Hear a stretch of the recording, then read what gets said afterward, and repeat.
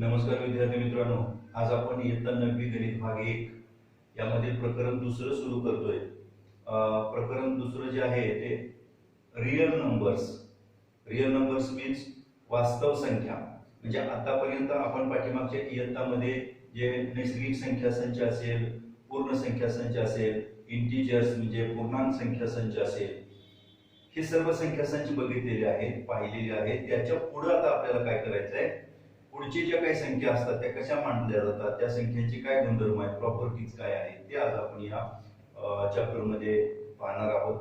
तर यातला जो पहिला मुद्दा आहे की आपण जी पाठीमागची रिव्हिजन म्हणून थोडक्यामध्ये, तर तुम्हाला नॅचरल नंबर सेट एन, त्याला आपण एन अक्षर लिहितो नेहमी, is equal to 1 2 3 4 dash dash dash infinite आहे. त्यानंतर होल नंबर्स आहे डब्ल्यू इज इक्वल टू 0 1 2 3, म्हणजे या नॅचरल नंबरच्या पैकी एकच फक्त इथं नंबर वाढलेला तो म्हणजे 0, म्हणजे याच्यापेक्षा हा सेट मोठा आहे.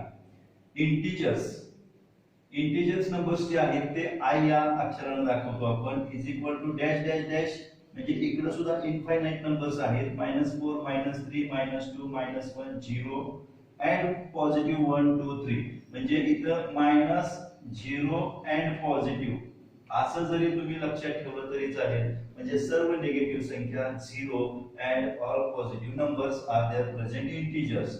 रॅशनल नंबर्स क्यू या अक्षराने आपण दाखवतो, आणि ते कसे असतात रॅशनल नंबर्स, तर ते p छेद q, म्हणजे अंश आणि छेद या स्वरूपात लिहिता येणाऱ्या सर्व संख्या. आणि ते कशा असतात बघा, p आणि q हे कुणाचे एलिमेंट्स आहेत, तर i चे, म्हणजे यामधले, बरोबर आहे का, म्हणजे यामधल्या सर्व संख्या p छेद q या स्वरूपात, म्हणजे अंश आणि छेद या स्वरूपात मांडता येणाऱ्या. फक्त इथं एक कंडिशन आहे. एक कंडिशन काय आहे, तर p छेद q मध्ये q हा शून्य नको, किंवा q शून्य नसला पाहिजे. तर अशा स्वरूपातल्या संख्येला आपण काय म्हणणार आहोत, रॅशनल नंबर्स, म्हणजे याला मराठीमध्ये परिमेय संख्या म्हणतात. परिमेय संख्या की अशा संख्या की ज्या p छेद q, म्हणजे अंश आणि छेद या स्वरूपात मांडता येतात, अशा सर्व संख्या. मग आता आपल्याला समजा इथं मी 3/2 लिहिलं, तर ही कसली संख्या होणार आहे, रॅशनल नंबर्स होणार आहे. 3/2 ही रॅशनल नंबर होणार, म्हणजे p छेद q या स्वरूपात मांडता येते. पण फक्त समजा तुम्ही 3 लिहिलं, तर ही 3 काय होणार आहे, रॅशनल नंबर सुद्धा होऊ शकते. म्हणजे कसं, आपल्याला काय वाटणार, इथं फक्त अंशच दिलेला आहे, p कुठे आहे, बरोबर आहे का, अंशच दिलेला आहे, p नाही, p दिलेला आहे, q नाही. पण याचा छेद काय असतो, नेहमी 1 असतो. म्हणजे ही संख्या सुद्धा आपण अंश आणि छेद या स्वरूपात आहे असं समजून या संख्येला रॅशनल नंबर्स म्हणणार आहोत. ही नैसर्गिक संख्या आहेच, होल नंबर्स आहेच, इंटिजर्स आहेत, and it is also rational number. अशा पद्धतीने रॅशनल नंबर. आणि हा जो शेवटचा प्रकार आहे रियल नंबर्स, तो आर अक्षराने दाखवतात, set of all real numbers. आणि याच्या खाली जे लिहिलेलं आहे हे जर तुम्ही पाहिलं तर तुमच्या लक्षात येईल. हे जर तुम्ही पाहिलं तर बघा, n हा w चा सबसेट आहे, w हा इंटिजर्स सेटचा सबसेट आहे, i म्हणजे इंटिजर हा q चा म्हणजे रॅशनल नंबरचा सबसेट आहे, आणि q हा रियल नंबरचा सबसेट आहे. म्हणजे हा याचा आहे, हा याचा आहे, हा याचा सबसेट आहे, हा याचा आहे. तर हा सर्वांचा युनिव्हर्सल सेट होईल की नाही, म्हणजे यामधले सर्व संख्या यामध्ये असणारच आहे, बरोबर आहे. म्हणजे सर्वात मोठा हा रियल नंबर, म्हणून इथं आपण याची संख्या लिहिलेली नाही, फक्त असं लिहिलेलं आहे की set of all real numbers.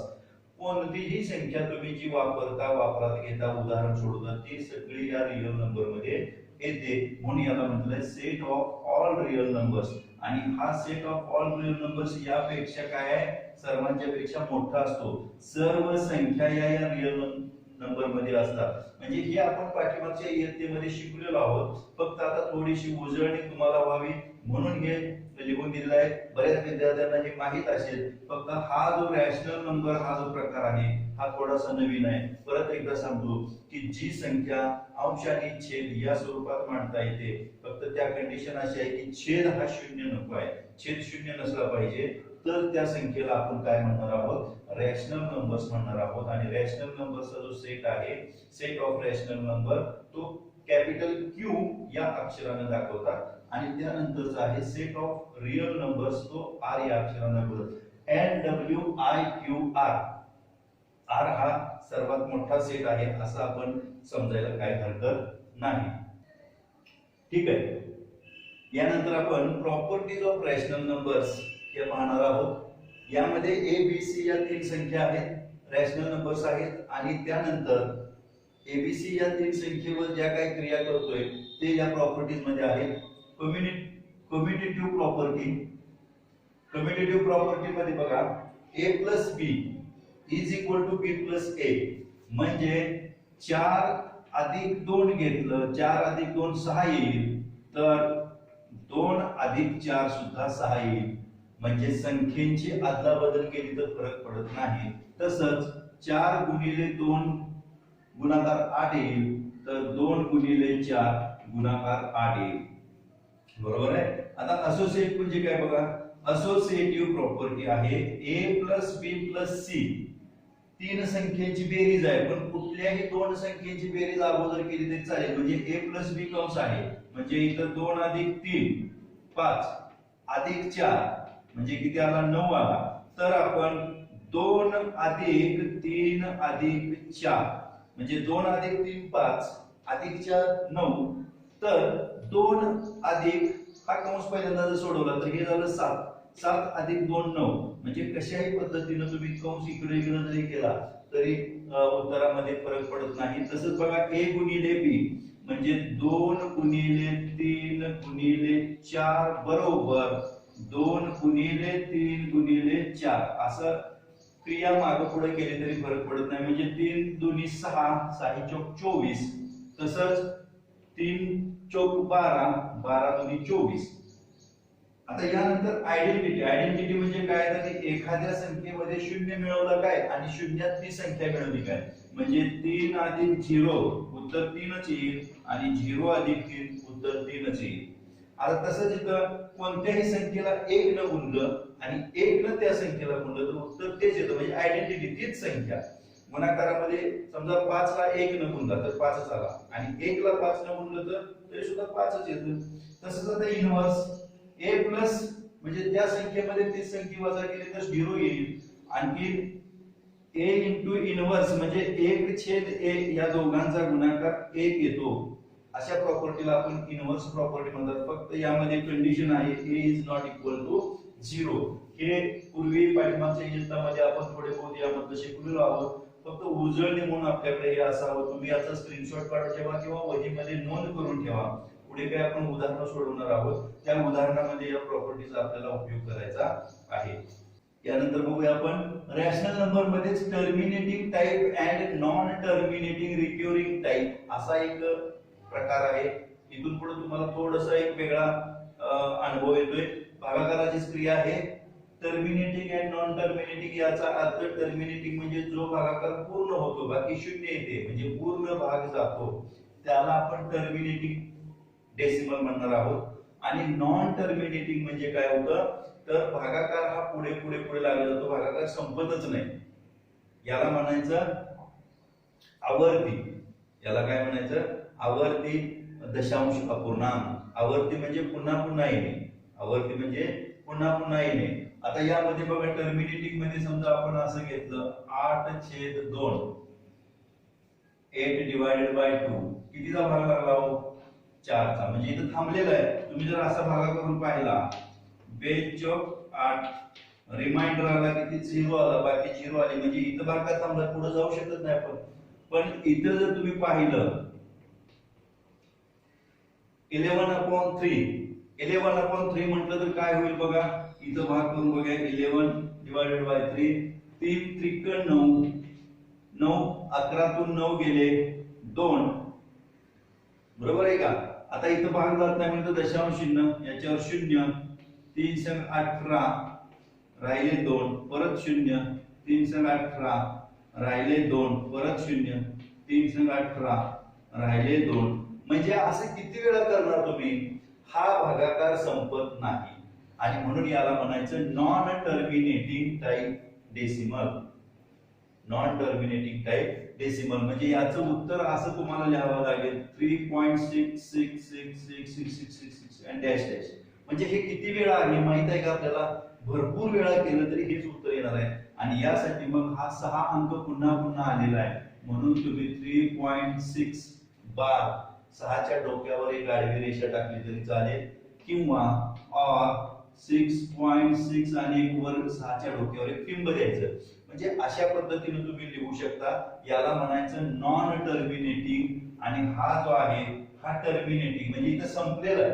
भागाकार जिथं संपतो बाकी शून्य येते त्याला म्हणायचं टर्मिनेटिंग आणि नॉन टर्मिनेटिंग म्हणजे भागाकार संपत नाही अशी बरीच उदाहरणं आहेत आपण ते पुढे सोडवणार आहोत अशा प्रकारे जो भागाकार असतो जो संपत नाही त्याला म्हणायचं नॉन टर्मिनेटिंग टाइप ठीक आहे आता आपण काय करू प्रॅक्टिस सेट 2.1 सुरुवात करूया प्रॅक्टिस सेट 2.1 मध्ये प्रश्न पहिला आहे मी वाचतोय classify the decimal form of the given rational numbers into terminating and non terminating recurring type म्हणजे खाली जे दिलेले तुम्हाला रॅशनल नंबर्स आहेत त्यापैकी टर्मिनेटिंग कोणते आहेत आणि नॉन टर्मिनेटिंग कोणते आहेत ते ओळखायचं आहे मी तुम्हाला या व्हिडिओमध्ये या पाठीमागे मी सांगितलेलं आहे तुम्हाला की टर्मिनेटिंग म्हणजे जिथं भागाकार संपतो जिथं बाकी शून्य येते त्याला म्हणायचं टर्मिनेटिंग आणि जिथं भागाकार संपत नाही पुढे भाग लागत जातो याला म्हणायचं नॉन टर्मिनेटिंग पाहूया आपण आता पहिलं उदाहरण आहे 13/5 आन्सर पण सरळ यामध्ये आन्सर 13 divided by 5 इथं आपण भाग लावून पाहूया 2 चा भाग लागेल 3 राहिला याच्यावर घेतला 0 इथं दशांश चिन्ह हे तुम्हाला तर सगळं माहित आहे भागाकार कसा करायचा आहे तो 30 म्हणजे बाकी किती आले हो इथं 0 आलं याच्या पुढे आपण भाग लावू शकत नाही म्हणून हे जे आहे हे टर्मिनेटिंग टाइप डेसिमल फॉर्म आहे याचं उत्तर तुम्ही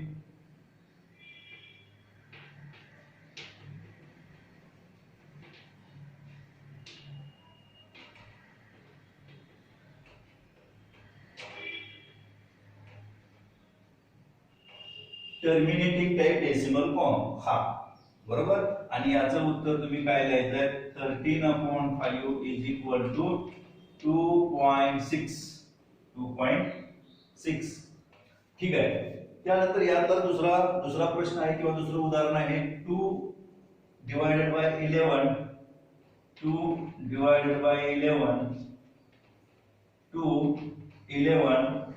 बरोबर आहे का 2 ला शून्याचा भाग लागला असं समजा तुम्ही दशांश चिन्ह 0 11 एके 11 9 राहिले 0 11 8 88 राहिले 2 परत 0 11 एके 11 राहिले 9 बरोबर आहे का परत 0 11 8 88 राहिले 2 म्हणजे असाच हा परत भाग लागत जाणार म्हणजे 0.18 हा एक ग्रुप आलेला आहे बघा एक संख्या नाही एक अंक नाही ग्रुप आहे आणि म्हणून मग याचा आन्सर तुम्ही द्यायचा आहे 2/11 इज इक्वल टू 0.18 आणि वरती एक डोक्यावर रेष म्हणजे 18 चा भाग पुन्हा पुन्हा लागतो आणि मग याला काय म्हणायचं दिस इज नॉन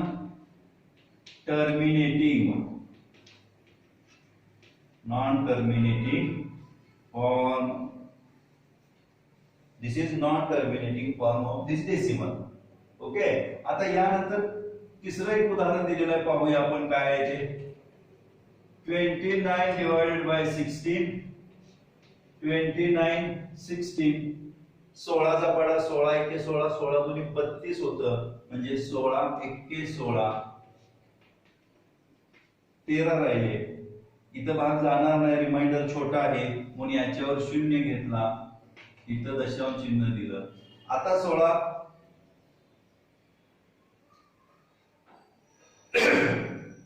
आता किती येतं बघा, 16 गुणिले 8, 8 48, 4 8 1 8 4 12, बरोबर आहे का? म्हणजे 8 चा भाग लागला, इथं 128, 2 राहिला.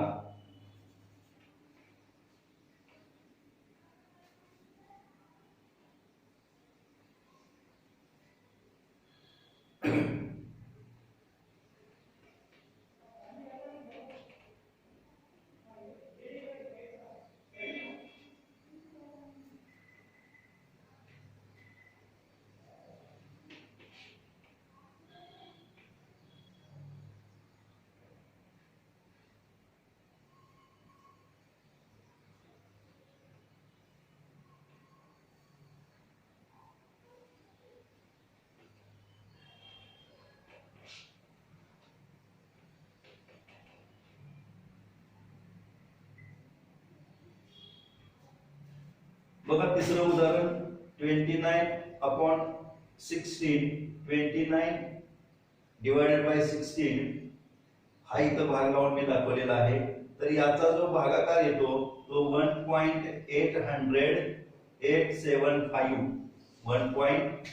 याचा जो भागाकार येतो तो 1.875 आणि रिमाइंडर येतो 0, बाकी येते 0. म्हणजे इथं भागाकार संपलेला आहे. आणि जिथं भागाकार संपतो त्या अपूर्णांकाला किंवा त्या रॅशनल नंबरला, त्या फॉर्मला आपण काय म्हणणार आहोत, टर्मिनेटिंग फॉर्म. टर्मिनेटिंग फॉर्म म्हणजे पहिलं जे उदाहरण होतं ते टर्मिनेटिंग, हे दुसरं आहे ते नॉन टर्मिनेटिंग, भागाकार संपत नाही. तिसरं आहे ते टर्मिनेटिंग, भागाकार 0 आलेला आहे, सॉरी बाकी 0 आलेला आहे. म्हणजे अशा पद्धतीने आपण ही उदाहरण सोडवून त्यामध्ये सांगू शकतो की टर्मिनेटिंग कोणतं आहे आणि नॉन टर्मिनेटिंग कोणतं आहे.